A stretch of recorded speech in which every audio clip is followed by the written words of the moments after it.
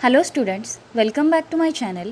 आणि आजच्या व्हिडिओमध्ये आपण regelation and anomalous behaviour of water हे दोन टॉपिक्स कवर करणार आहोत. व्हिडिओला सुरुवात करण्याआधी तुम्ही जर का माझे आधीचे व्हिडिओ पाहिले नसतील तर ते सुद्धा नक्की पहा. त्यांच्या लिंक्स तुम्हाला खाली डिस्क्रिप्शन बॉक्समध्ये मिळतील किंवा समोर दिलेल्या लिंकवरती जर का तुम्ही गेलात तर तुम्ही डायरेक्ट माझ्या चॅनल पेजवरती जाल आणि तिथे तुम्हाला सर्व व्हिडिओज पाहायला मिळतील. आजचा व्हिडिओ जर का तुम्हाला आवडला तर व्हिडिओला लाईक आणि शेअर नक्की करा. त्याचबरोबर माझं चॅनल जर का तुम्हाला आवडत असेल तर चॅनलला सबस्क्राईब करा आणि सबस्क्राईबच्या बाजूचा बेल आयकॉन नक्की प्रेस करा.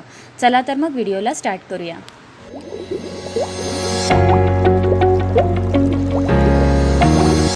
सो आता आपण बघूया व्हॉट इज रेझिलेशन.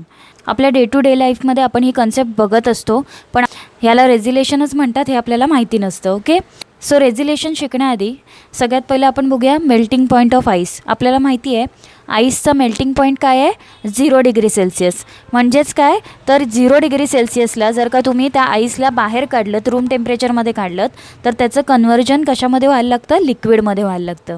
फॉर एक्झाम्पल, जर का तुम्ही फ्रीजमधून एखादा आईस क्यूब काढलात तर लगेच तुमचा हात ओला होतो. म्हणजेच काय तर आईस क्यूबचं टेम्परेचर काय असतं, 0 डिग्री सेल्सिअस, आणि बाहेर काढल्यानंतर त्याला 0 डिग्री सेल्सिअसला तो लगेच मेल्ट व्हायला लागतो, त्याचं लिक्विडमध्ये कन्व्हर्जन व्हायला लागतं. ओके, सो आता आपण बघूया व्हॉट इज रेझिलेशन.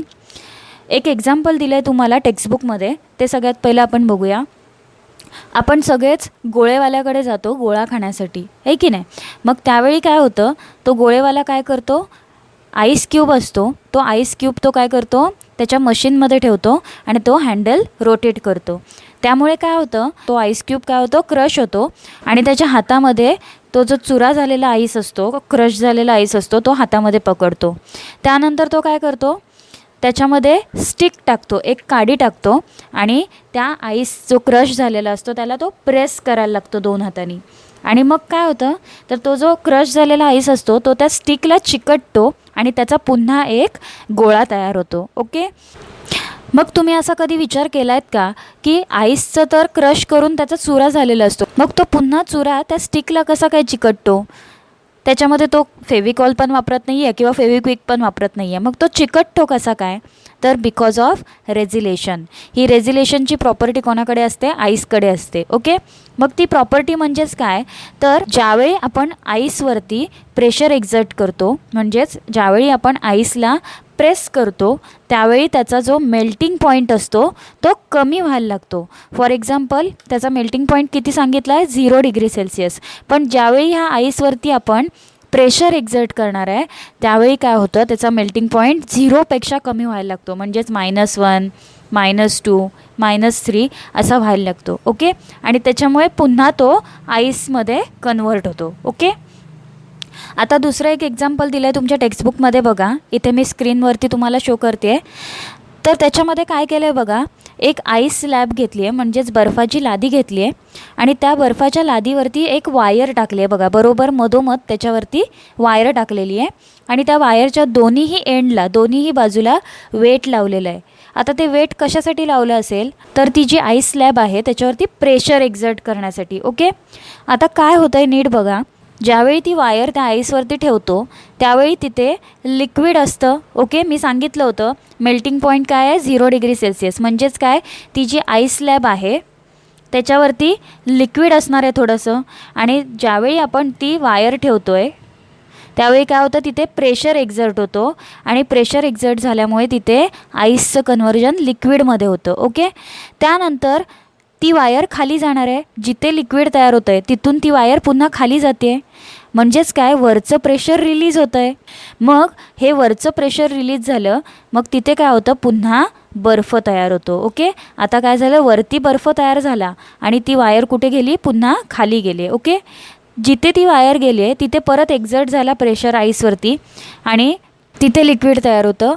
मग ती वायर पुन्हा खाली जाते आणि तिथे पुन्हा खाली गेल्यानंतर त्याच्यावरचं प्रेशर रिलीज होतं, तिथे पुन्हा त्याचं कन्व्हर्जन कशात होतं आहे, आईसमध्ये होतं आहे. ओके, सो असा हा फेनॉमिना सारखा चालू राहतो आणि एक फेज असा येतो की ती वायर आईस स्लॅबच्या आतमधून टेबलवरती येऊन पडते, पण तरीसुद्धा त्या आईस क्यूबचे 2 तुकडे होत नाही आहेत. ओके, का तर बिकॉज ऑफ रेझिलेशन. काय होतं आहे, जसं जसं वायर खाली खाली जाते तसं तसं वरती जे पाणी तयार झालेलं असतं, लिक्विड तयार झालेलं असतं, त्याचं कन्व्हर्जन पुन्हा कशात होतं आहे, आईसमध्ये होतं आहे. आणि ह्या प्रोसेसलाच काय म्हणतात, रेझिलेशन. ओके. सो इथे मी लिहिलेलं आहे बघा, ही खरी डेफिनेशन नाही आहे. तुमच्या टेक्स्टबुकमध्ये जी ॲक्टिव्हिटी दाखवलेली आहे त्याच्यामध्ये जे आपण ऑब्झर्व करतो आहे ते लिहिलेलं आहे. तर तुम्हाला जास्त समजण्यासाठी मी इथे लिहून दाखवलं आहे. Okay. The phenomenon in which the ice converts to liquid. बघा, आईसचं कन्व्हर्जन कशामध्ये होतं आहे, लिक्विडमध्ये, ड्यू टू ॲप्लाइड प्रेशर. त्या वायरमुळे जे प्रेशर अप्लाय केलं होतं त्याच्यामुळे आईसचं कन्व्हर्जन लिक्विडमध्ये झालं होतं. आणि पुन्हा ते प्रेशर रिलीज झाल्यानंतर काय होतं, रिकन्वर्ट्स टू आईस.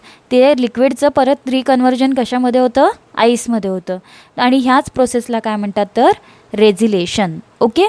आपल्या डे टू डे लाईफमध्ये तुम्हाला जर का रेझिलेशनचे काही एक्झाम्पल्स आठवत असतील तर तुम्ही कमेंट सेक्शनमध्ये मला नक्की कमेंट करा. ओके. सो आता आपण बघूया what is anomalous behaviour of water. सगळ्यात पहिला ॲनॉमॅलस म्हणजे काय, तर डिफरंट आपण म्हणू शकतो. ओके. काहीतरी वेगळं, इतरांपेक्षा वेगळं. फॉर एक्झाम्पल, तुमच्या क्लासरूममध्ये ज्यावेळेस तुम्हाला टीचर होमवर्क देते त्यावेळेस 90% मुलं होमवर्क करून आणतात आणि 10% मुलं अशी असतात की जी होमवर्क करतच नाहीत, कधीच करत नाहीत. याचा अर्थ काय, तर ते थोडेसे डिफरंट वागतात, त्यांचं बिहेवियर थोडंसं डिफरंट असतं. तर ह्याला आपण म्हणू शकतो की त्यांचं बिहेवियर कसं आहे, ॲनॉमॅलस आहे, म्हणजे थोडंसं वेगळं आहे. ओके. सो आता इथे आपण काय शिकणार आहोत, ॲनॉमॅलस बिहेवियर ऑफ वॉटर. म्हणजेच वॉटर काय करतं, नॅचरल रूल्सपेक्षा थोडासा डिफरंट बिहेव करतो आणि त्यालाच काय म्हणतात, ॲनॉमॅलस बिहेवियर ऑफ वॉटर. सगळ्यात पहिलं आपण त्याची डेफिनेशन बघूया. The behaviour of water between its temperature from 0 degree Celsius to 4 degree Celsius is called as anomalous behaviour of water.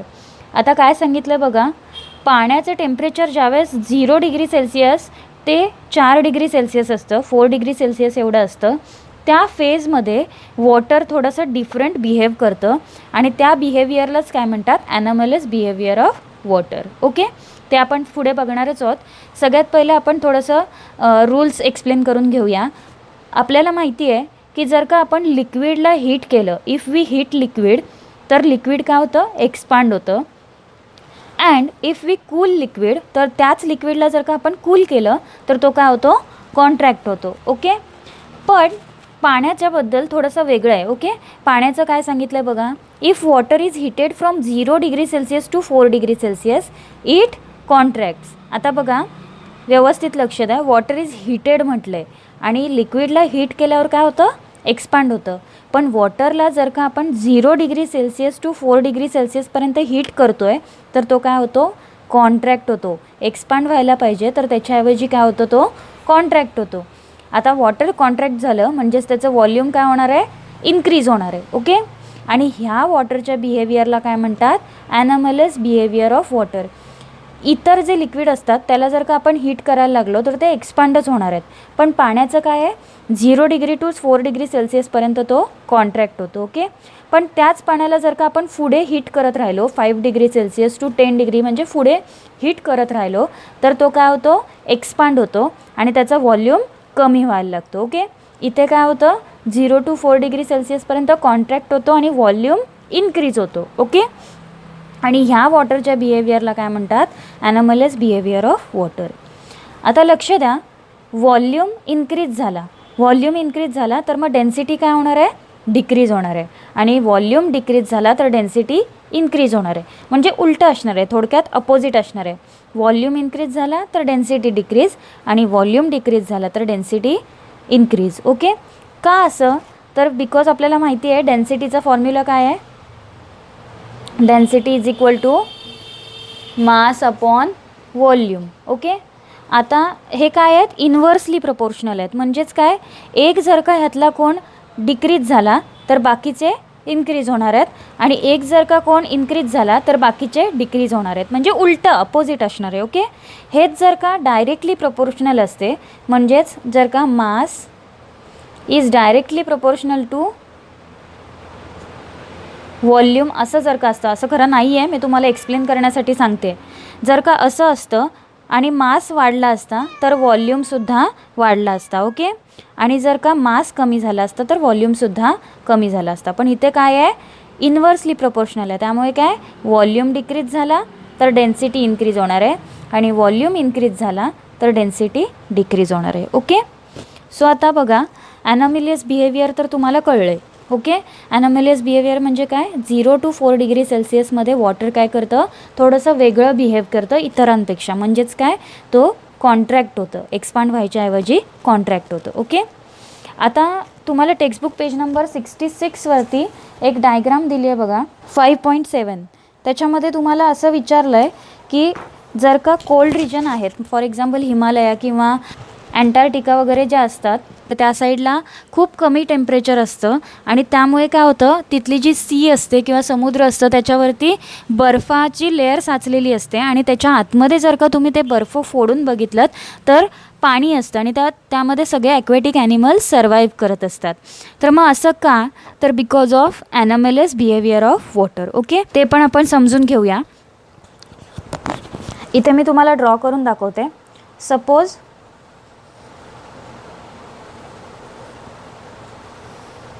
इथे वॉटर आहे. ओके. आणि इथे एअर आहे. ह्या एअरचं टेम्परेचर विंटर्समध्ये आपण पकडूया 6 डिग्री सेल्सिअस आणि वॉटरचं टेम्परेचर पकडूया 10 डिग्री सेल्सिअस. आता आपल्याला माहिती आहे हीट कुठून ट्रान्सफर होते, from high temperature to low temperature. Okay. म्हणजेच काय होणार आहे, आता इथे हाय टेम्परेचर कोणाचं आहे, वॉटरचं आहे. मग वॉटरमधून बाहेर हीट फ्लो होणार आहे. ओके. ट्रान्सफर होणार आहे.